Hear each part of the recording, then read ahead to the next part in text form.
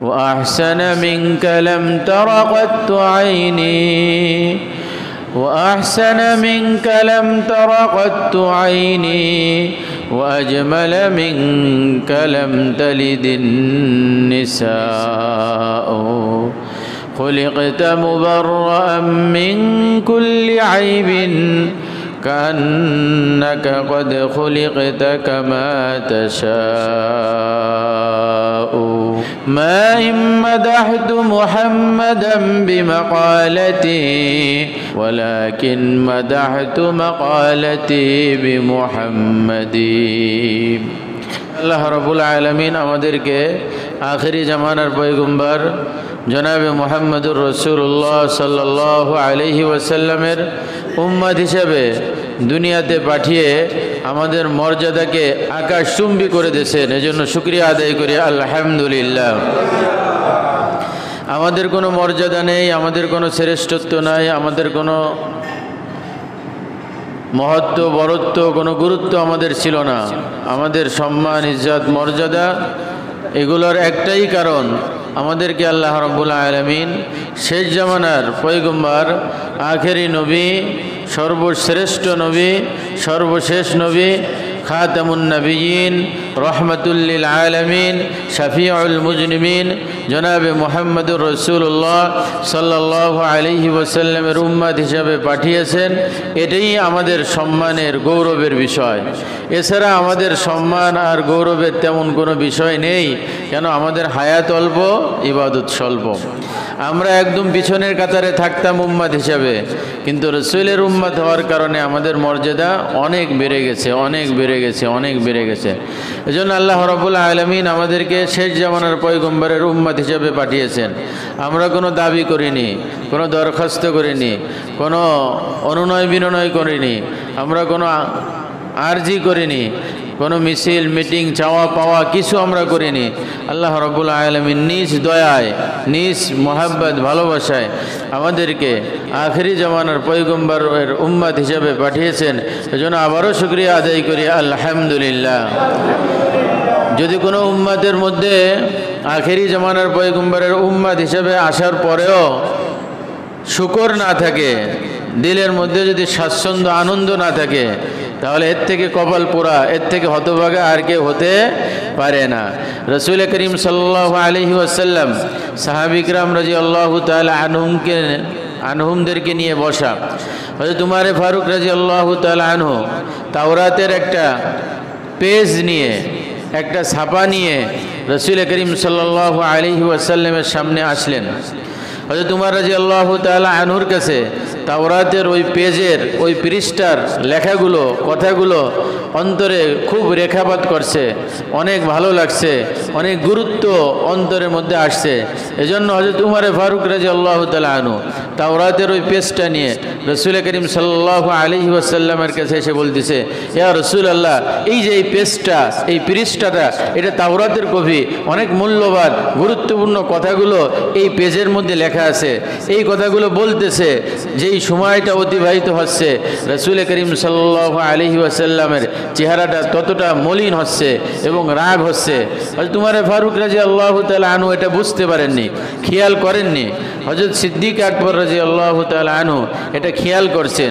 ওমর যতবার বলতেছে এই পেজের কথাগুলো, তাওরাতের এই কথাগুলো অনেক গুরুত্বপূর্ণ, অনেক সুন্দর, রাসূলের মুখটা ততই মলিন হচ্ছে এবং রাসূলের চেহারার মধ্যে রাগের প্রভাব ততটাই বাড়তেছে।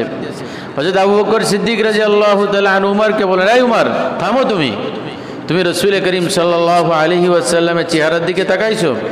হযরত উমর ফারুক রাদিয়াল্লাহু তাআলা আনহু এখন রাসূলের চেহারার দিকে তাকাইলেন। তাকায় দেখে রাসূলের চেহারা রাগেতে টলমল টলমল করতেছে। সঙ্গে সঙ্গে উমর ফারুক রাদিয়াল্লাহু তাআলা আনহু বললেন, ইয়া রাসূলুল্লাহ, আমি আল্লাহর কাছে আপনার রাগের থেকে পানা চাচ্ছি। আপনি যদি আমার উপর রাগ হন, আপনি যদি আমার উপর বেজার হন, আসমানের আযাব আমার উপর চলে আসবে। ইয়া রাসূলুল্লাহ, আমি এর থেকে পানা চাচ্ছি। রাজিতু বিল্লাহি রাব্বাও ওয়া বিল ইসলামি দীনাও ওয়া বি মুহাম্মাদিন নাবিয়্যান সাল্লাল্লাহু আলাইহি ওয়াসাল্লাম।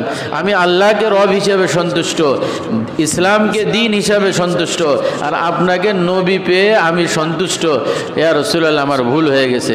তাওরাতটা হযরত মুসা আলাইহিস সালাতু ওয়াস সালামের কিতাব, সেটাও আসমানি কিতাব, কিন্তু ওটা ইহুদিরা বিকৃত করে ফেলছে। এই বিকৃত একটা কপি, একটা পেজ নিয়ে হযরত উমর রাসূলের সামনে যখন এই কথাগুলো বলতেছিল, রাসূল করিম সাল্লাল্লাহু আলাইহি ওয়াসাল্লাম উমরের কথার পরে বলতেছে, উমর শোনো, লাউ কানা মুসা হাইয়ান, তুমি তো তাওরাতের পেজের কথা বলতেছো, তাওরাতের নবী মুসা যদি জীবিত থাকতো আর আমি এই অবস্থায় নবুয়তে নিয়ে আসতাম, তাহলে তাওরাতের নবী মুসা আমার অনুসরণ করা ছাড়া বিকল্প কোনো পদ্ধতি থাকতো না। বলেন সুবহানাল্লাহ।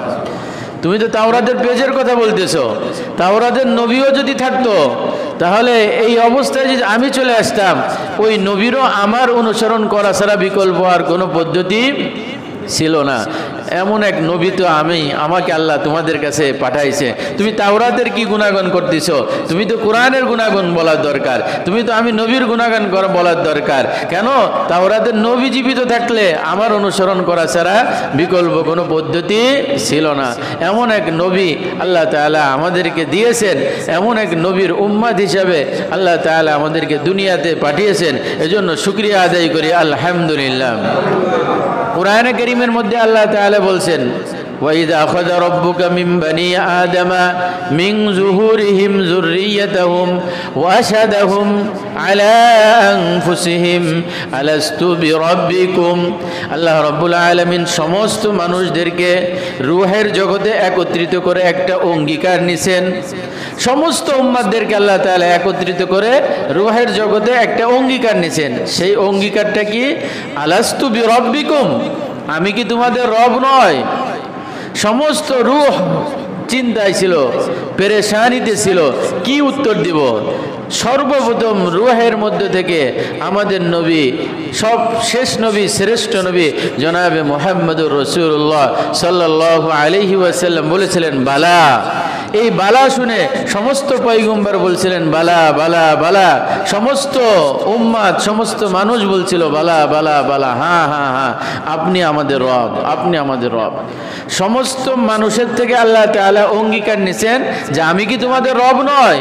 আলাস্তু বিরাব্বিকুম, আমি কি তোমাদের রব নয়? সমস্ত রূহ স্বীকার করছিল, হ্যাঁ আপনি আমাদের রব। আল্লাহ রাব্বুল আলামিন আলাদা আরেকটা আয়াতের মধ্যে বলছেন, ওয়াইযা আখাযনা মিনান নাবিয়্যিনা মিসাকাহুম, আমি নবীদের কাছ থেকে একটা অঙ্গীকার নিছি। পুরো মানুষের কাছ থেকে, সমস্ত মানুষের কাছ থেকে আলাদা একটা অঙ্গীকার নিছেন, আর নবীদের কাছ থেকে আলাদা একটা অঙ্গীকার নিছেন, ওয়াদা করাইছেন। নবীদের কাছ থেকে কি অঙ্গীকার নিছেন?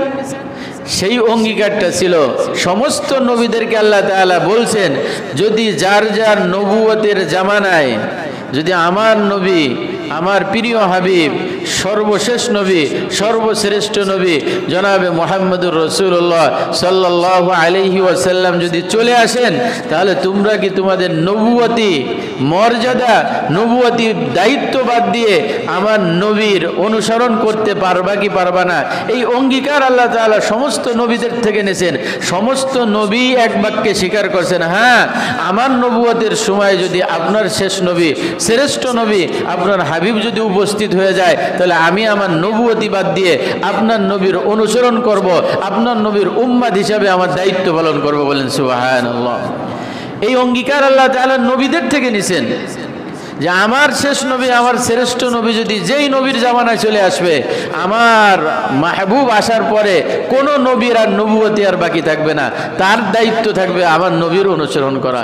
এমন এক নবীর উম্মত যিনি সরওয়ারে দু আলম, উভয় জগতের বাদশাহ, সর্বশেষ নবী, সর্বশ্রেষ্ঠ নবী, সাইয়্যিদুল আম্বিয়া, সাইয়্যিদুল কাউনাইন, খাতামুন নবিয়্যিন জনাবে মুহাম্মদুর রাসূলুল্লাহ সাল্লাল্লাহু আলাইহি ওয়াসাল্লামের উম্মত হিসেবে আমাদেরকে দুনিয়াতে পাঠাইছেন। এজন্য আবারও শুকরিয়া আদায় করি আলহামদুলিল্লাহ। এই মাসটা চলতেছে রবিউল আউয়াল মাস। কি নাম? রবিউল আউয়াল মাস। এই রবিউল আউয়াল মাসে আমাদের নবী জনাবে মুহাম্মদুর রাসূলুল্লাহ সাল্লাল্লাহু আলাইহি ওয়াসাল্লাম দুনিয়াতে আসছেন। আবার এই মাসেই রাসূল করিম সাল্লাল্লাহু আলাইহি ওয়াসাল্লাম দুনিয়া থেকে বিদায় গ্রহণ করছেন। রাসূল করিম সাল্লাল্লাহু আলাইহি ওয়াসাল্লামের আগমন যেমন আনন্দর, রাসূল করিম সাল্লাল্লাহু আলাইহি ওয়াসাল্লামের বিদায় তেমন বেদনার। এজন্য উম্মতের দায়িত্ব এই মাসে বেশি বেশি রাসূল করিম সাল্লাল্লাহু আলাইহি ওয়াসাল্লামের জীবনী আলোচনা করা, রাসূল করিম সাল্লাল্লাহু আলাইহি ওয়াসাল্লামের জন্ম বৃত্তান্ত আলোচনা করা, রাসূল করিম সাল্লাল্লাহু আলাইহি ওয়াসাল্লামের উপরে বেশি বেশি দুরূদ শরীফ পাঠ করা। আজকে তো উম্মত হিসেবে আমরা আমাদের নবীকেই চিনতে পারিনি। আমাদের নবীকে আল্লাহ তাআলা এত শান, এত মান, এত মর্যাদা আল্লাহ তাআলা দিয়ে পাঠিয়েছিলেন, এটা অকল্পনীয়। এটা আমরা বুঝতে পারবো না। সাহাবী কিরাম রাদিয়াল্লাহু তাআলা আনহুম বুঝতেন, তিনারা রাসূলকে দেখতেন, তিনরা জানতেন, তিনরা বুঝতেন এবং তিনরা প্রকাশ করতেন। রাসূল করিম সাল্লাল্লাহু আলাইহি ওয়াসাল্লামের সাহাবীগণ রাসূলের চেহারা, সূরত, আকৃতি, গঠন, আখলাক, চরিত্র যে যেভাবে পারছে সুন্দর ভাষায় বর্ণনা করার চেষ্টা করছেন। রাসূল করিম সাল্লাল্লাহু আলাইহি ওয়াসাল্লামের এক সাহাবী হযরত জাবির রাদিয়াল্লাহু তাআলা আনহু, হযরত জাবির রাদিয়াল্লাহু তাআলা আনহু বললেন, আমি পূর্ণিমা চাঁদের রজনীতে রাসূল করিম সাল্লাল্লাহু আলাইহি ওয়াসাল্লামের মজলিসে বসা। আমি একবার আকাশের পূর্ণিমার চাঁদের দিকে তাকাই, আর একবার রাসূল করিম সাল্লাল্লাহু আলাইহি ওয়াসাল্লামের চেহারার দিকে তাকাই। আমি নিজে নিজে সিদ্ধান্ত করি, নিজে নিজে কল্পনা করি, জল্পনা করি, আরে পূর্ণিমার চাঁদের চেহারা বেশি সুন্দর না আমার নবীর চেহারা বেশি সুন্দর। আমি একবার রাসূলের চেহারার দিকে তাকাই, একবার আমি পূর্ণিমার চাঁদের দিকে তাকাই। বারবার তাকানোর পরে আমার দিলের মধ্যে সিদ্ধান্ত আসলো যে পূর্ণিমার চাঁদের থেকেও রাসূল করিম সাল্লাল্লাহু আলাইহি ওয়াসাল্লামের চেহারা বেশি সুন্দর। বলেন সুবহানাল্লাহ। এমন এক নবীর উম্মত হিসেবে আমাদেরকে আল্লাহ তাআলা পাঠাইছেন যেই নবীর চেহারার উপরে আর কোনো চেহারা নাই। ইহুদিরা আম্মাজান আয়েশা সিদ্দিকা রাদিয়াল্লাহু তাআলা আনহার কাছে যায়, জিজ্ঞাসা করলো যে আল্লাহ রাব্বুল আলামিন সবথেকে বেশি সৌন্দর্যতা তো ইউসুফ আলাইহিস সালাতু ওয়াস সালামকে দান করেছিলেন, কেন ইউসুফ আলাইহিস সালাতু ওয়াস সালামের চেহারা দেখে মিশরের উজির নাজির মন্ত্রী মিনিস্টারদের কন্যাগণ স্ত্রীগণ চেহারার দিক তাকায় তাদের হাতগুলোকে কেটে দিছিল। ইহুদিরা একথা বুঝাইতে চাচ্ছিল যে তোমাদের নবীর থেকে আমাদের পূর্বপুরুষ নবী ইহুদিদের নবীর চেহারা বেশি ছিল। আম্মাজান আয়েশা সিদ্দিকা রাদিয়াল্লাহু তাআলা আনহা বুঝতে পারলেন যে কি বুঝাইতে চাচ্ছে। ইহুদিরা বুঝাইতে চাচ্ছিল রাসূল করিম সাল্লাল্লাহু আলাইহি ওয়াসাল্লাম বলেছেন আল্লাহ রাব্বুল আলামিন গোটা জগতের সৌন্দর্যটাকে দুই ভাগ করেছেন। এক ভাগ সৌন্দর্য আল্লাহ রাব্বুল আলামিন ইউসুফ আলাইহিস সালাতু ওয়াস সালামকে দান করেছেন, আর এক ভাগ সৌন্দর্য আল্লাহ তাআলা কুল কায়নাতের মধ্যে দান করেছেন। এই হাদিসের দ্বারা বোঝা যায় দুনিয়ার অর্ধেক সৌন্দর্যতা আল্লাহ তাআলা ইউসুফ আলাইহিস সালাতু ওয়াস সালামকে দান করেছেন। ইহুদিরা এই হাদিসের মাধ্যমে রাসূলকে একটু খাটো করতে চাচ্ছিলেন। ইহুদিরা জানে না যে আল্লাহ রাব্বুল আলামিন রাসূলকে কেমনে সৃষ্টি করেছেন। মুহাদ্দিসিনে কিরাম বলেছেন আল্লাহ রাব্বুল আলামিন সৌন্দর্যের যেই ঝলক আছে, আল্লাহ রাব্বুল আলামিন আমাদের নবী জনাবে মুহাম্মদুর রাসূলুল্লাহ সাল্লাল্লাহু আলাইহি ওয়াসাল্লামের চেহারার মধ্যে যেই সৌন্দর্যতা দান করেছেন, এই সৌন্দর্যতার ঝলককে আল্লাহ তাআলা দুই ভাগ করে এক ভাগ দিয়েছেন ইউসুফ আলাইহিস সালাতু ওয়াস সালামকে, আর এক ভাগ দিয়েছে কুল কায়নাত তাম বিশ্বকে। বলেন সুবহানাল্লাহ। ইউসুফ আলাইহিস সালাতু ওয়াস সালাম সৌন্দর্যতা পেয়েছেন আমাদের নবীর চেহারার সৌন্দর্যতার থেকে। আল্লাহ তাআলা সব থেকে সৌন্দর্যর খাজানা দিয়ে দিয়েছেন আমাদের নবীর মধ্যে, আর আমাদের নবীর সৌন্দর্যর ফোকাসকে আল্লাহ তাআলা ভাগ করে ইউসুফ আলাইহিস সালাতু ওয়াস সালামকে দিয়েছেন এক ভাগ, আর তাম মাখলুকাতকে দিয়েছেন এক ভাগ। ওই ইহুদিরা বুঝাইতে চায় যে ইহুদির রাজ রানীরা তো তারা ইউসুফ আলাইহিস সালাতু ওয়াস সালামের চেহারা দেখে হাত কেটে দিছিল। এই ঘটনা আল্লাহ রাব্বুল আলামিন কোরআনে কারীমের মধ্যে বয়ান করছেন। জুলাইখা যখন ইউসুফ আলাইহিস সালাতু ওয়াস সালামের সাথে একটা সম্পর্ক ছিল, এই কথা যখন মিশরের বিভিন্ন উজির নাজির মন্ত্রী মিনিস্টারের স্ত্রীগণ জানলো, তখন ঠাট্টা করতো, হায় হ্যাঁ বাদশার স্ত্রী জুলাইখা গোলামের সাথে তার একটা সম্পর্ক আছে, গোলামের প্রেমে সে আসক্ত। জুলাইখা যখন এই বিষয়টা জানছে, তখন জুলাইখা ইউসুফকে আড়াল করে রাখতো, রাজ দরবারে বাহিরে বেরোতে দিত না। আর তারাও ইউসুফ আলাইহিস সালাতু ওয়াস সালামকে দেখেননি। এজন্য ওই সমস্ত মন্ত্রী মিনিস্টারের স্ত্রীগণদেরকে কন্যাদেরকে জুলাইখা একদিন চা পার্টির আমন্ত্রণ করেছিল, আর সেখানে তিনি খাদ্য খাবার হিসেবে ফল ফ্রুট এবং চাকু দিছিল। আর ইউসুফ আলাইহিস সালাতু ওয়াস সালামকে রাস্তার ওই পাশে দরওয়াজার ওই পাশে রাখছিল। কথা ছিল যখন তারা ফল কাটা শুরু করবে তখন ইউসুফের দরজা খুলে দেওয়া, ইউসুফ তখন ভিতরে প্রবেশ করবে। সমস্ত রাজরানীরা, সমস্ত উজির নাজির মন্ত্রী মিনিস্টারের কন্যারা যখন এই মেহমানখানায় উপস্থিত, আর প্রত্যেকের কাছেই একটা ফল এবং একটা ছুরি আছে, এবং প্রত্যেকেই বলা হয়েছে যে ফলটা তোমরা কেটে খাও। ফলের উপরে যখন ছুরি রাখছে, জুলাইখা ইশারা দেওয়ার সঙ্গে সঙ্গে দরওয়াজা খুলে দেওয়া হয়েছে। যখন দরওয়াজা খুলে দেওয়া হয়েছে, দরজা খোলার সঙ্গে সঙ্গে ইউসুফ আলাইহিসসালাম যখন এখানে আসছে, ইউসুফ আলাইহিসসালামের চেহারা দেখে এই মিশরের মন্ত্রী মিনিস্টারের কন্যাগণ, স্ত্রীগণ, মিশরের এই সমস্ত গণ্যমান্য মহিলাগণ, তারা ইউসুফের চেহারার দিকে তাকাইছে তো তাকাইছে, চেহারা দেখে এতটাই বিমোহিত হয়ে গেছে, এতটাই চেহারার প্রেমে আসক্ত হয়ে গেছে, ছুরিতে যে ফল কাটতেছিল এই কথা ভুলে গেছে। ফল কাটতে কাটতে হাত কেটে ফেলছে, রক্ত বের হচ্ছে, কোনো হুঁশ নাই। আর তারা বলতেছিল, ওয়াকুলনা হাশা লিল্লাহি মা হাযা বাশারা ইন হাযা ইল্লা মালাকুন কারীম। আরে এটা কোনো মানুষ হতে পারে না, এ তো ফেরেশতা। ফেরেশতা না হলে কোনো মানুষের চেহারা এত সুন্দর হতে পারে না। ইহুদিরা এই কথা ইঙ্গিত দিয়ে আম্মাজান আয়েশা সিদ্দিকা রাদিয়াল্লাহু তাআলা আনহাকে বুঝাইতে চান, আর আমাদের নবী ইউসুফের চেহারা তো অনেক সুন্দর ছিল। আম্মাজান আয়েশা বলে, ইহুদিরা কি বুঝাইতে চাও আমি বুঝতেছি, তোমরা তো বুঝাইতে চাচ্ছ ইউসুফ আলাইহিসসালামের চেহারা সুন্দর ছিল। আর ইউসুফ আলাইহিসসালামের চেহারার সৌন্দর্যতা পাইলো কোথায়? ইউসুফ আলাইহিসসালামের চেহারার সৌন্দর্য পেয়েছি আমাদের নবী জনাবে মুহাম্মদুর রাসূলুল্লাহ সাল্লাল্লাহু আলাইহি ওয়াসাল্লাম চেহারা সৌন্দর্যতা থেকে। আর ইউসুফের জন্য তো মিশরের মন্ত্রী মিনিস্টারের কন্যাগণরা, স্ত্রীগণরা হাত কাটছিল। আমার নবীর ইতিহাসগুলো দেখো না, আমার নবীর চেহারার জন্য, আমার নবীর আখলাকের জন্য, আমার নবীর সাক্ষাতের জন্য মানুষ তার জীবন দিয়ে দিয়েছে, তার কল্লা কাটায় দিয়েছে, ফ্যামিলি শেষ করে দিয়েছে, টাকা পয়সা শেষ করে দিয়েছে, শুধুমাত্র আমার নবীর চেহারা দেখার জন্য। রাসূল করিম সাল্লাল্লাহু আলাইহি ওয়াসাল্লাম উহুদের যুদ্ধে এক মহিলা দৌড়াচ্ছে আর দৌড়াচ্ছে, দৌড়াচ্ছে আর দৌড়াচ্ছে। মানুষ জিজ্ঞাসা করে, কি খবর, তুমি কোথায় যাও? যুদ্ধের ময়দানে যেও না, তোমার স্বামী শহীদ হয়ে গেছে।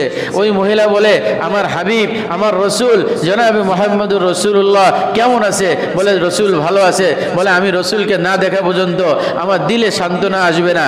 ওই মহিলা সামনে অগ্রসর হলে আরেকজন বলল, তুমি যেও না, তোমার সন্তান শহীদ হয়ে গেছে। ওই মহিলা বলল, কেন আমাকে তোমরা সন্তানের কথা বলো? আগে বলো আমার নবী জনাবে মুহাম্মদুর রাসূলুল্লাহ সাল্লাল্লাহু আলাইহি ওয়াসাল্লাম কেমন আছে? আরেকটু অগ্রসর হয়েছে, বলে, এই মহিলা তুমি সামনে যেও না, তোমার পিতা শহীদ হয়ে গেছে। বলে, আমার পিতা শহীদ হয়ে যাওয়া যাক, আমার সন্তান শহীদ হয়ে যাওয়া যাক, আমার স্বামী শহীদ হয়ে যাওয়া যাক, আমার নবী জনাবে মুহাম্মদুর রাসূলুল্লাহ সাল্লাল্লাহু আলাইহি ওয়াসাল্লাম কেমন আছে এটা আমি দেখব। দৌড়াইতে দৌড়াইতে দৌড়াইতে যখন রাসূল করিম সাল্লাল্লাহু আলাইহি ওয়াসাল্লামের সাক্ষাৎ পেয়েছে, তখন ওই মহিলা, একজন নারী সাহাবিয়া, তিনি বলেন, কুল্লু মুসিবাতিন বা'দাকা জুলাল, ইয়া রাসূলুল্লাহ, আপনাকে দেখার পরে সমস্ত মুসিবতের কোনো মুসিবতই নাই। আপনাকে দেখার পরে আপনি সুস্থ আছেন, ভালো আছেন, আপনার উপস্থিত, আপনি হায়াতে আছেন, এটাই আমার দিলের জন্য সান্ত্বনা। আমার স্বামী মারা গেছে যাক, আমার সন্তান শহীদ হয়ে গেছে যাক, আমার পিতা শহীদ হয়ে গেছে, এতে আমার দুঃখ নাই। কুল্লু মুসিবাতিন বা'দাকা কাজুলালিন, আপনাকে পাওয়ার পরে কোনো মুসিবত আর মুসিবত না, আপনি আছেন, কোনো মুসিবত আমার দিলের মধ্যে আসর করতে পারে না। রসুলের সাক্ষাৎ, রসুলের চেহারা, রসুলের মুহাব্বত, রসুলের থাকা মহিলার মধ্যে কিভাবে আসর করছে। আম্মাজান আয়েশা বলে, ইহুদিরা তোমাদের নবীর জন্য তো মিশরের রাজকন্যার হাত কাটছিল, আর আমার নবীর জন্য দেখো স্বামী হারা হয়ে যাচ্ছে, আমার নবীর জন্য সন্তান হারা হয়ে যাচ্ছে, আমার নবীর জন্য সে পিতা হারা হয়ে যাচ্ছে, তারপরে তার দিলের মধ্যে কোনো ব্যথা নাই, কোনো কাকুতি মিনতি নাই, তার দিলের মধ্যে শতভাগ প্রশান্তি আছে। दर्द दिल ने और सब दर्दों को दरमा कर दिया, दर्द दिल ने और सब दर्दों को दरमा कर दिया, इश्क की मुश्किल ने सब मुश्किल को आसा कर दिया। मोहब्बत इश्क ভালোবাসা যদি কারো দিলের মধ্যে জায়গা পেয়ে যায়, দুনিয়ার কষ্ট বেদনা তার দিলের কাছে আর কোনো তাকে আর কষ্ট দিতে পারে না। এজন্য সাহাবী কিরাম রাদিয়াল্লাহু তাআলা আনহুম রাসূলের আশিক ছিলেন, রাসূলের পিয়ারা ছিলেন, রাসূলকে এত ভালোবাসতেন, এত ভক্তি করতেন। তাহলে রাসূল করিম সাল্লাল্লাহু আলাইহি ওয়াসাল্লামের অবস্থা এমন সুন্দরভাবে উম্মতের কাছে ফুটায় রেখে গেছে, উম্মত কল্পনাও করতে পারবে না, কল্পনাও করতে পারবে না। রাসূল করিম সাল্লাল্লাহু আলাইহি ওয়াসাল্লামের চেহারা সম্পর্কে আম্মা জান আয়েশা সিদ্দিকা রাদিয়াল্লাহু তাআলা আনহা বলতেন, লানা শামসুন ওয়ালিল আফাqi শামসুন, লানা শামসুন ওয়ালিল আফাqi শামসুন ওয়া শামসু খায়রুম মিন শামসিস সামাই فإن الشمس تطلع بعد الفجر وشمسي تطلع بعد العشاء। আম্মা জান আয়েশা সিদ্দিকা বলেন, আরে আমাদেরও একটা সূর্য আছে, জগৎবাসীরও একটা সূর্য আছে। আমাদেরও একটা কি আছে? সূর্য আছে। আর জগৎবাসীরও একটা সূর্য আছে। জগৎবাসীর সূর্য থেকে আমাদের সূর্য অনেক দামি, অনেক দামি, অনেক আলোকময়। জগৎবাসীর সূর্য হলো আসমানের সূর্য। আর আম্মা জান আয়েশা বলেন, আমার সূর্য হলো জনাবে মুহাম্মদুর রাসূলুল্লাহ সাল্লাল্লাহু আলাইহি ওয়াসাল্লাম। বলেন না সুবহানাল্লাহ। জগতের সূর্য আসমানে আছে, আমার সূর্য আমার ঘরে আছে। আরে জগতের সূর্য ওঠে হলো অন্ধকার চলে যাওয়ার পরে। জগতের সূর্য ওঠে অন্ধকার চলে যাওয়ার পরে, আর আমার সূর্য হচ্ছে অন্ধকার আসার পরে। অন্ধকার যত বাড়ে আমার নবী জনাবে মুহাম্মদুর রাসূলুল্লাহ সাল্লাল্লাহু আলাইহি ওয়াসাল্লামের রূপ সৌন্দর্য আরো বাড়তে থাকে। বলেন সুবহানাল্লাহ। এজন্য তো হযরত জাবের রাদিয়াল্লাহু তাআলা আনহু বলেন যে আমি পূর্ণিমা চাঁদের দিকে তাকাই, রাসূলের চেহারার দিকে তাকাই, আমি সিদ্ধান্ত করতে বাধ্য হয়েছি পূর্ণিমা চাঁদের থেকেও লক্ষ কোটি গুণ চেহারা সৌন্দর্যতা আমার নবীর মধ্যে আল্লাহ তাআলা বেশি দান করছেন। বলেন সুবহানাল্লাহ। এমন পয়গম্বরের উম্মত হিসেবে আল্লাহ তাআলা আমাদেরকে পাঠিয়েছেন, এজন্য শুকরিয়া আদায় করি আলহামদুলিল্লাহ। নবীর আলোচনা যত করা হয় ততই বরকতময়, ততই বরকতময়। রাসূল করিম সাল্লাল্লাহু আলাইহি ওয়াসাল্লামের আলোচনা আল্লাহ তাআলার কাছে ভালো লাগে। বুখারী শরীফের হাদিসের মধ্যে আসছে, রাসূল করিম সাল্লাল্লাহু আলাইহি ওয়াসাল্লামের এক সাহাবী ছিলেন। ওই সাহাবীর নাম হযরত হাসান বিন সাবিত রাদিয়াল্লাহু তাআলা আনহু। কি নাম? হযরত হাসান বিন সাবিত রাদিয়াল্লাহু তাআলা আনহু। শায়েরে রাসূল বলা হতো। প্রত্যেক নবীর এক একজন শায়ের থাকে, যেনারা কবিতা আবৃত্তি করেন।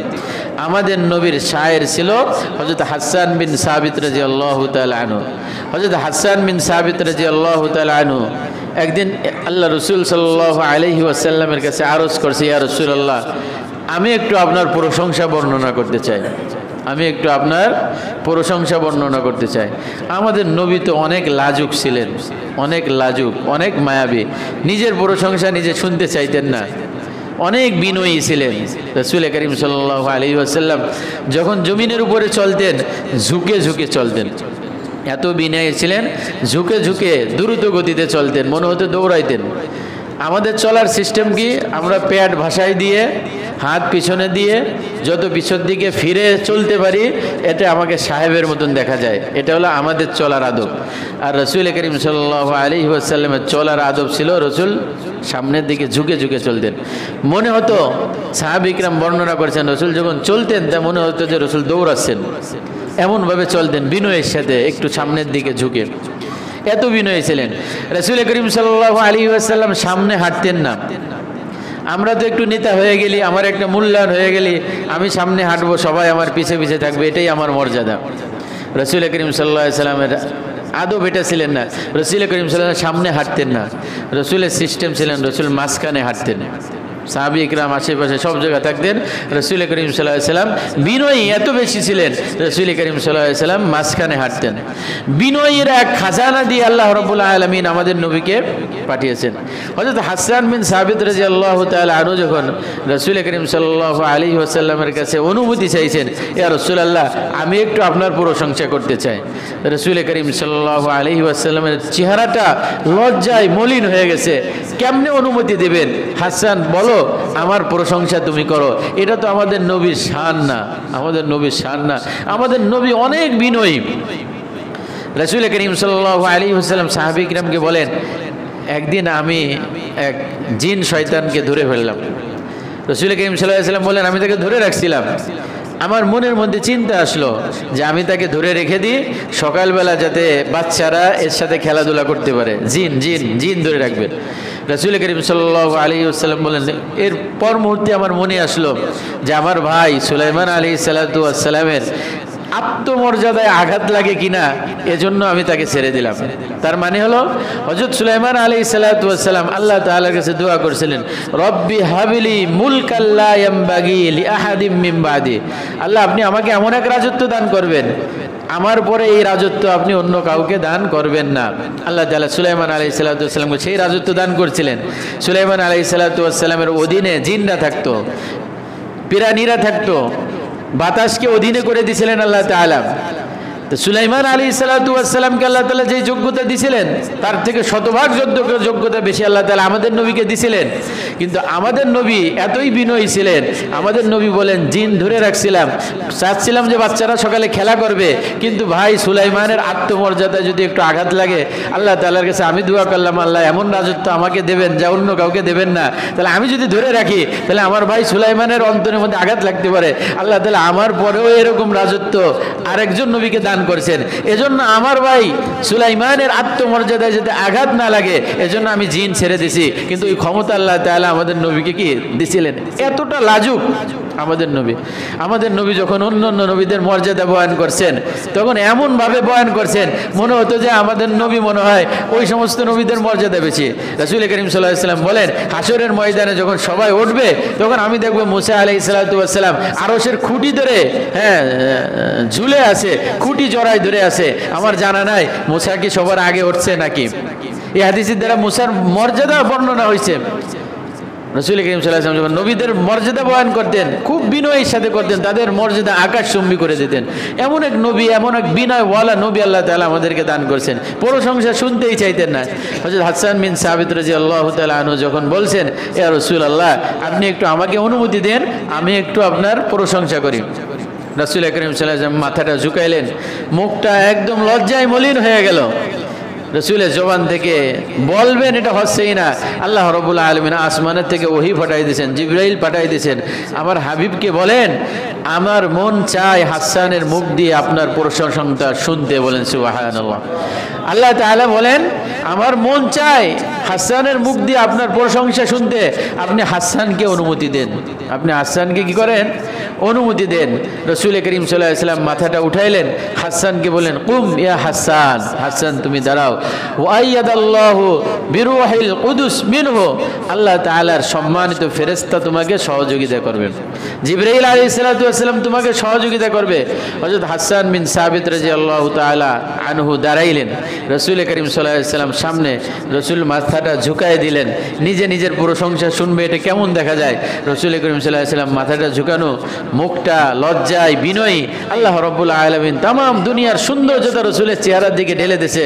হযরত হাসান ইবনে সাবিত রাদিয়াল্লাহু তাআলা আনহু দাঁড়াইলেন আর বললেন, ওয়া আহসানা মিনকা লাম তারা কাত্তু আইনি, ওয়া আহসানা মিনকা লাম তারা কাত্তু আইনি, ওয়া আজমালা মিনকা লাম তালিদিন নিসাউ, খুলিকতা মুবাররাআম মিন কুল্লি আইবিন কান্নাকা কদ খুলিকতা কামা তাশাউ। হযরত হাসান বিন সাবিত রাদিয়াল্লাহু তাআলা আনহু দাঁড়ায় বলেন, ওয়া আহসানা মিনকা লাম তারা কাত্তু আইনি, ইয়া রাসূলুল্লাহ আপনার চেহারার মতন এত হাসিন, এত সৌন্দর্য, এত মাধুর্যতা চেহারা আমার এই চোখ কোনোদিন দেখিনি। আপনার চেহারার মতন এত সুন্দর মাধুর্যতা, এত চেহারার আলোকময়, এত সুন্দর সুদর্শিত চেহারা আমার চোখ কোনোদিন দেখিনি। আর আমার চোখ দেখবে বা কিভাবে? ওয়াজমালা মিনকা লাম তালিদিন নিসাউ, আপনার মতন এত সুন্দর মানুষ কোনো মা কোনোদিন জন্ম দেয়নি। বলেন সুবহানাল্লাহ। হযরত হাসান বিন সাবিত রাদিয়াল্লাহু তাআলা আনহু তিনি বলেন, আমার চোখ আপনার মতন এত সুন্দর চেহারা ইতিপূর্বে কখনো দেখিনি, আর দেখবে বা কিভাবে?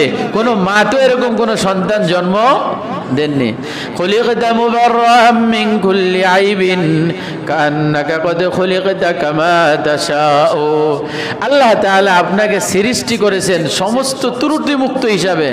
রাসূলের মাথার থেকে পা পর্যন্ত সাহাবায়ে কিরাম বয়ান করছেন, এত চমৎকার বয়ান করছেন রাসূলের চেহারার, অকল্পনীয়।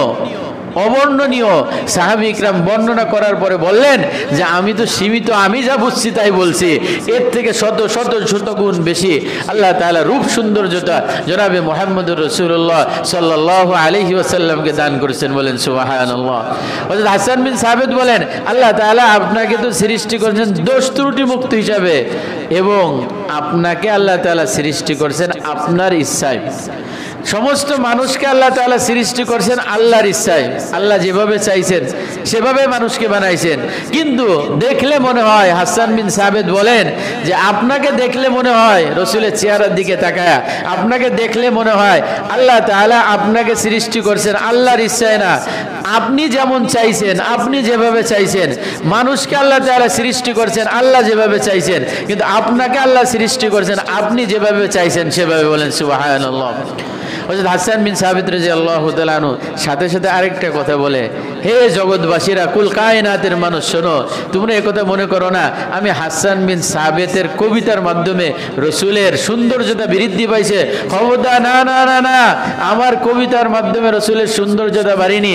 আমার কবিতার কি মূল্য ছিল, আমার কবিতার কি দাম ছিল, আমার বর্ণনার কি মূল্য ছিল? আমার কবিতার দাম বর্ণনার মূল তো হয়েছে আমার এই কবিতার মাধ্যমে রসুলের প্রশংসা হয়েছে, এই কারণেই আমার কবিতার মূল্য বেড়ে গেছে। বলেন সুবহানাল্লাহ। হযরত হাসান বিন সাবিত বলে, মা ইম্মাদাহতু মুহাম্মাদাম বিমাকালাতি ما إن مدحت محمدا بمقالتي ولكن مدحت مقالتي بمحمدي। এ কায়নাতের মানুষ শোনো, আমার এই কবিতার মাধ্যমে রসুলের কোনো মর্যাদা বাড়েনি, চেহারার কোনো সৌন্দর্যতা বাড়েনি, বরঞ্চ আমার কবিতার মূল্যায়ন বেড়ে গেছে, আকাশচুম্বী হয়ে গেছে রসুলের শানে আমার কবিতা হওয়ার কারণে। হযরত হাসান বিন সাবিতের কবিতা বুখারী শরীফের মধ্যে আসছে, আনে ওয়ালা কিয়ামত পর্যন্ত মানুষ এই কবিতা পড়বে, হাসানের এই শের পড়বে। হাসান রাদিয়াল্লাহু তাআলা আনহুর এই শেরের এই মর্যাদা কেন হয়েছে?